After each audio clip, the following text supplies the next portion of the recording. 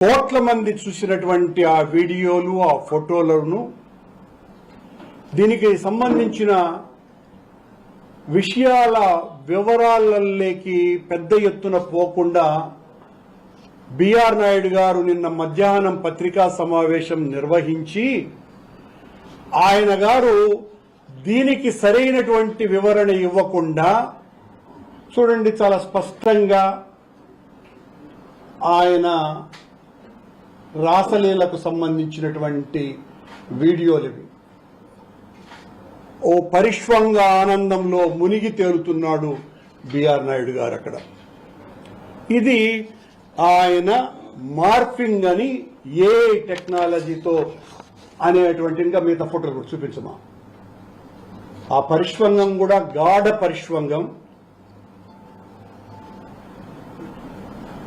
Shirdi international ఎయిర్పోర్టులో దిగినటువంటి ఫోటోలు.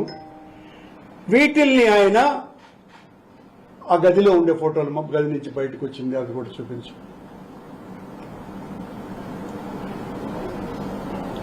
ఇద్దరు ఆవిడ కాళ్ళ మీద కాలు వేసుకొని కూర్చుంది.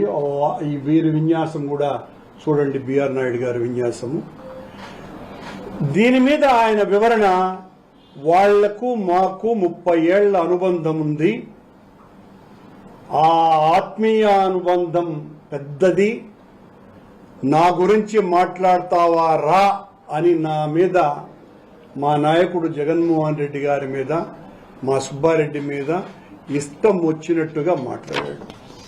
మేము ఆయన ప్రెస్ మీట్ పెట్టిన తరువాత ఈయన యొక్క వీడియో నిజమా కాదా అని అనుమానం మాకు వచ్చి, ఏ నిర్ధారణకు సంబంధించి అనేక సంస్థలు ఉన్నాయి ప్రపంచవ్యాప్తంగా, అలా ఒక సంస్థ ద్వారా దానిని పరిశీలించేటువంటి పని పడితే ఆ సంస్థ ఇచ్చినటువంటి రిపోర్ట్ ఇది ఏమాత్రము కూడా ఏ టెక్నాలజీతో చేసినటువంటిది కాదు, స్పష్టంగా ఇది నిజమైనటువంటి వీడియో అని వాళ్ళు ప్రకటించినటువంటి విషయం మీ ముందర ప్రవేశపెడుతున్నా. ఈ బిఆర్ నాయుడు ఆయన నేను దుర్యోధన సమానుడు అనుకుంటున్నాడు. దుర్యోధనుడి కంటే చాలా అహంకారంగా వ్యవహరిస్తున్నాడు.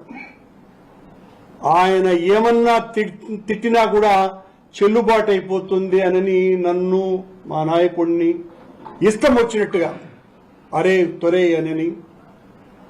బిఆర్ నాయుడు నిన్ను అనలేక కాదు, నీలాంటి చెప్రాసి పనికిమాలినోడు లఫంగుల గురించి కూడా మేము ఆలోచించటమానని, మీకు కూడా అలాంటి పదప్రయోగాలు ఎందుకోనని మాకు తెలియకేం కాదు. బిఆర్, నువ్వు నా కాలి గోటికి కూడా సరిపోవు, నా కాలి గోటికి కూడా సరిపోవు.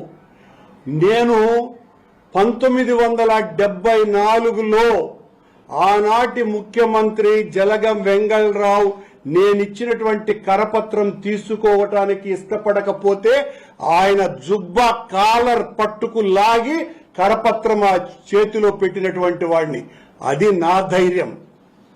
ఆ రోజుల్లో నువ్వు జోబు దొంగగా ఉండుంటావు, జోబులు కొడతా ఉంటావు. సమాజంలో పునాది వేయటం జరిగింది.